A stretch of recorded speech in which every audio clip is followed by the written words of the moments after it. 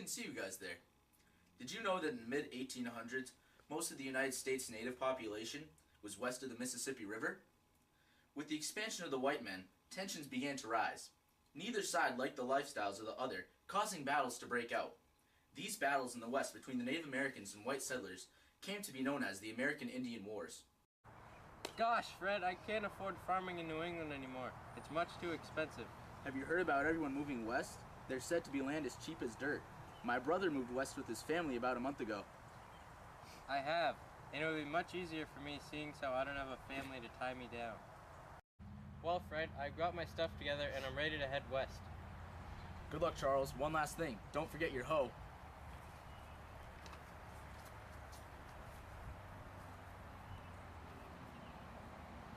And so he went, off on his journey to the west, in search of a new home and new opportunities.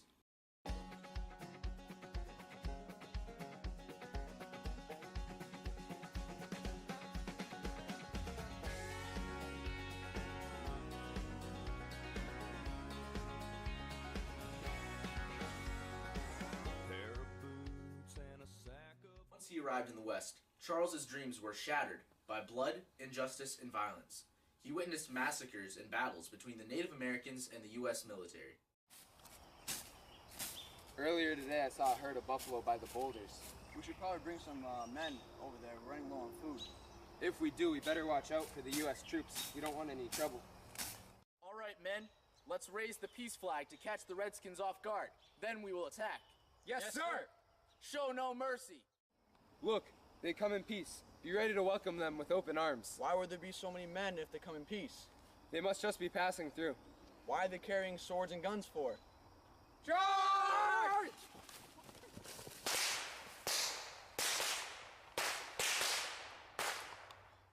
On November 29th, 1864, 675 cavalrymen mercilessly slaughtered 200 of the 700 Cheyenne in the camp. 2/3 of those killed and/or brutalized were women and children.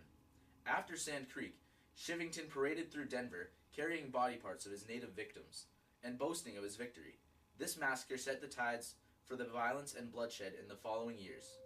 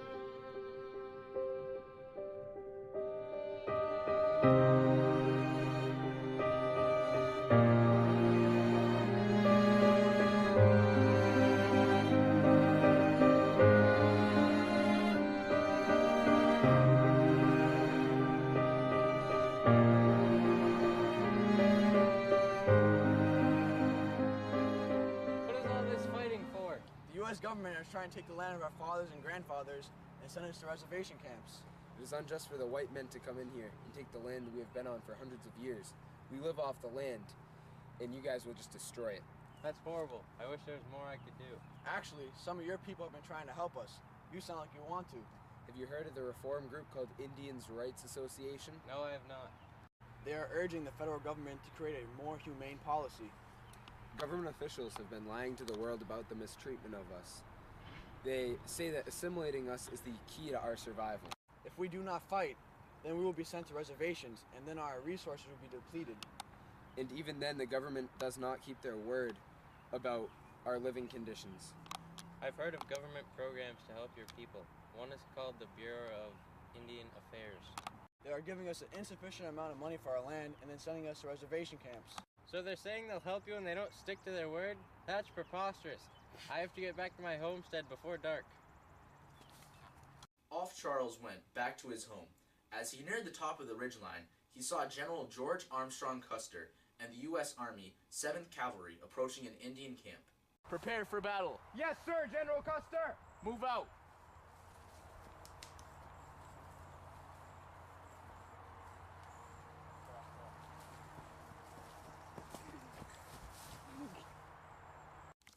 There were 200 men defeated in the 7th Cavalry, and this came to be Custer's last stand. Charles gets run over by a horse in the bush he was hiding in, and dies.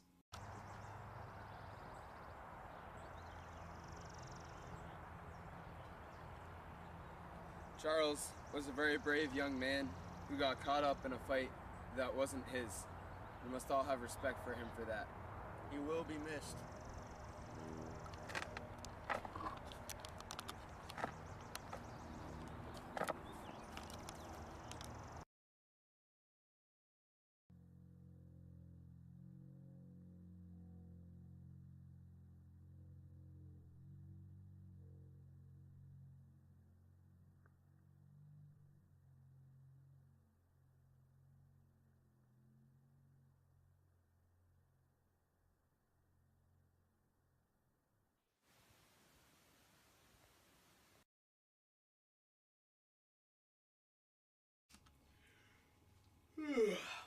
Well, bet you guys are wondering what happened after all that. Here we go. Since the arrival of the British colonists in America, the Native Americans have been mistreated and brutalized. The Battle of Little Bighorn wasn't the last battle between the two sides. There were many more to follow, leading to the collapse of most tribal societies and the assimilation of thousands of Native Americans into American culture.